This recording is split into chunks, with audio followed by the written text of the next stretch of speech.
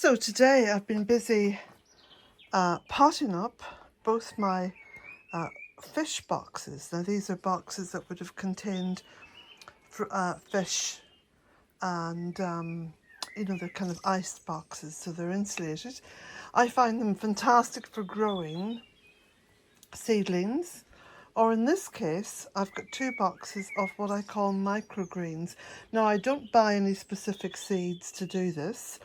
What I do is I use the seeds of green vegetables, so it could be kale or spinach, it could be lettuce, it could be anything at all which is green and edible, and I let them grow and then I cut them while they're young. And I have my microgreens. I'm a bit out of breath because I've been so busy.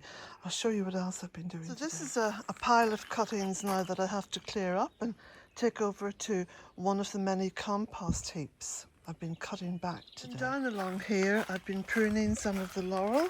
I've also been pruning some of my little Scots pine, which I keep miniature. Now it's looking very, very shabby at the moment because last year and the year before the tree, the green beech here, was towering over it, shading it out and curtailing the growth. So during the autumn I had this cut back, so all the big branches were taken off. It's called pollarding, and that's really good then to make logs for the stove. And so I still have a bit more pruning to do in this tree to bring it into some kind of shape. The front of it doesn't look too bad, but like I say, I've still got a lot of work to do on that. And I do it just in little bits. I don't try to go at it hammer and tongs, you know. So I've also been pruning these trees along the front because my cherry tree is the worst for wear over there, the Kansan cherry, and I really have to get that into some kind of a shape. It hasn't been pruned in absolute years. Delighted with my lovely Rosa canina, which is the dog rose. It's growing up, I think it must be about 30 feet high in that beautiful green beech tree.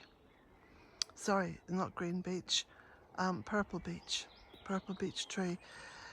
So going in there amongst the woodland and getting some pruning done as well, and pruning this green beech here, making sure that my lovely pyracantha is well cut back to allow the flowers to develop into beautiful berries for the winter. And you can see as well I've been pruning this tree, which is a flowering plum, and it's got very, very high, and I want to try to keep the trees along the front of the driveway here in some kind of shape, because otherwise what happens is I lose light and I lose the beautiful form of each tree, because they can block out the light from other trees that are trying to grow. So it's a question of balance, just trying to keep everything in balance wherever possible. So, as you can see, I have been busy. So these are all the cuttings and prunings that I've done in order to clear this path, because the path was completely blocked there on the end. And you can see now it's opened up. I've been at this all day actually. I'm pretty tired, I can tell you. I think I'm actually too tired to make dinner at this point. So I may have to do with just a light salad maybe and some sandwiches or something. Anyway, I'll sort that out when I go in. And I've been doing a little bit of pruning there on that little tree, which I'm shaping, a little topiary or topiary. Yeah. And also with my Virginia creeper there, I've been tidying that up. So there's a lot of work has gone into today, and I'm feeling very satisfied with what I've done so far. And I've also earmarked or made mental notes for work that I will be doing tomorrow and Saturday.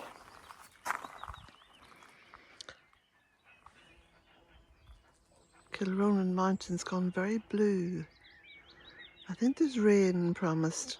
So I've also pruned the Cotoneaster either side of the door, and I've also put a little bit of shape into my birch trees either side of the door, because that was getting a little bit wild.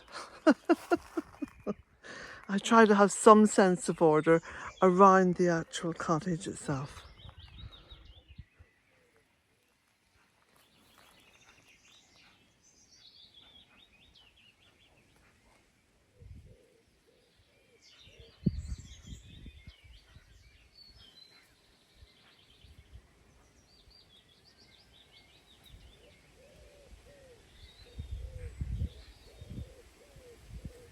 Well, I'm just taking a break now to make myself a pot of tea. Not a cup, but a pot. I need a pot.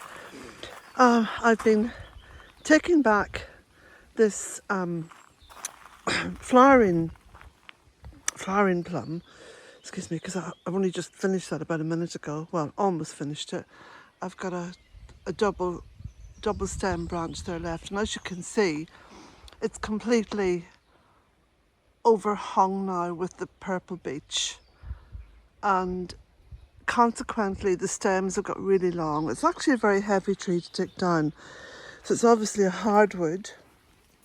This is the bit that I've just taken down about 2 minutes ago, and you can see I'm taking it all down to about shoulder height there, and that way it's going to have enough light to grow some new stems and to flower. So I'm now also pruning this Kanzan cherry, which has gone completely out of shape and also is overhung with the purple beech. So I'm going to be pruning some of the purple beech as well. When I've had my tea, I'm going to set up the camera so you can see me work, because I know a lot of you would think, oh, how can Colette do all that? Sheer bloody mindedness, that's how Colette does all that.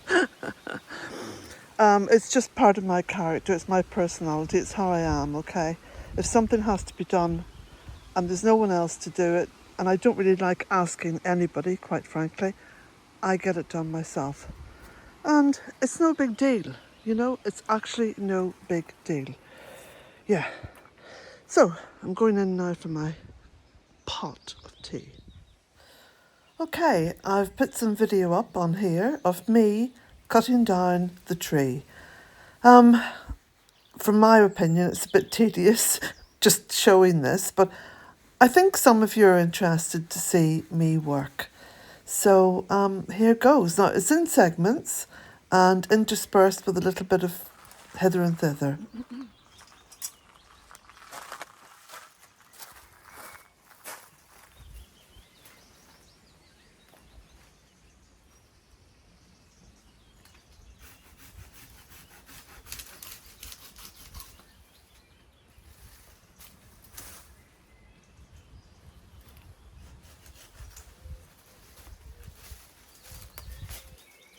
Some of you may recognise the jumper that I'm wearing.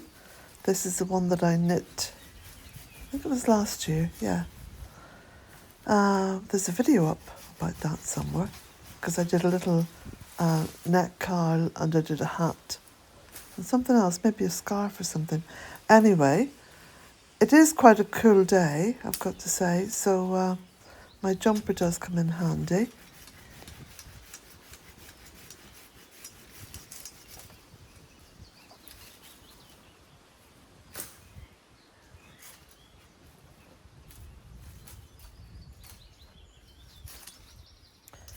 Now, you may like to know how I work, how I approach work.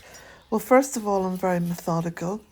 So when I start something, a big task, I try to break it down into smaller units and work one unit at a time. So in this case, this is yet another branch. I think there was about half a dozen big branches like this on this tree. So I cut down one branch, I clear it, I put all the small stuff to one side, and that's dealt with later, and I clean down the actual trunk, the wood, and I stack that in a place where I will leave it for about a year before taking it into the barn and logging it up. So I find that this works for me, because if I have to stop work at any given point, it's not a big deal to finish off that one unit that I'm working on. I try to keep everything fairly tidy so that, again, you know, if there's a downpour or something and I have to go into the cottage, I'm not leaving a huge mess behind me. That way then I encourage myself to get back into the task. I don't feel overwhelmed. So I think working this way, you can get almost anything done.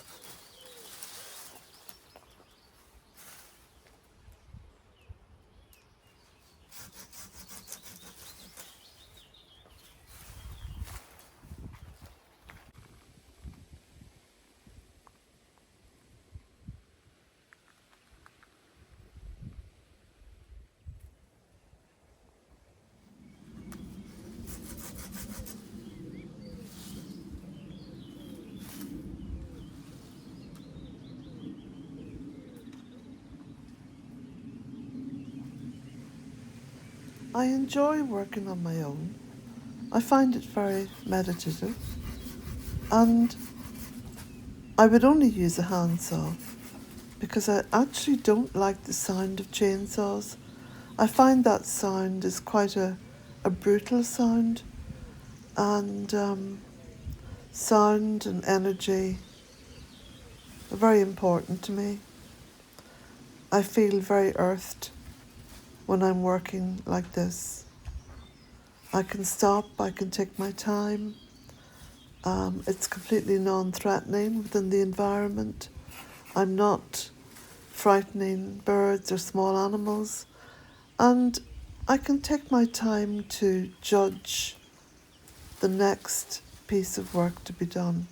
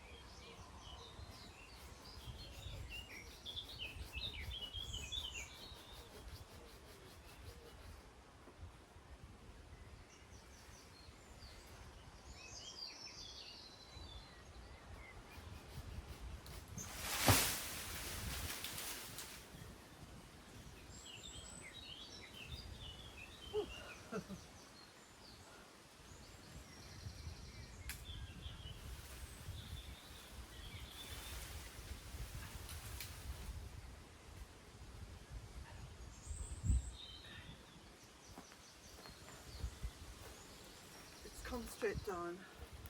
So I'm going to move the camera. Okay.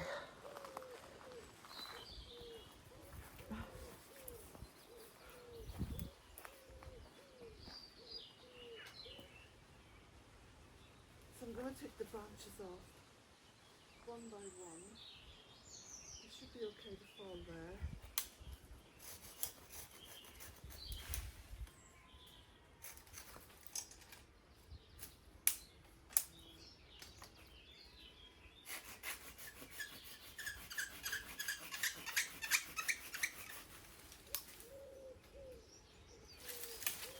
Slimmest first.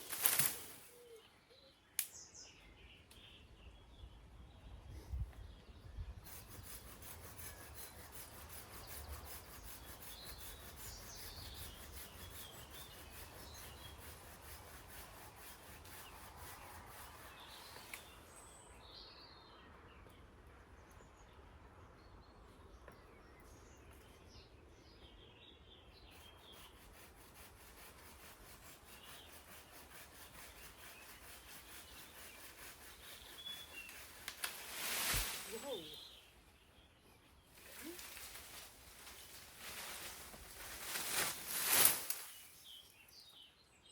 One more.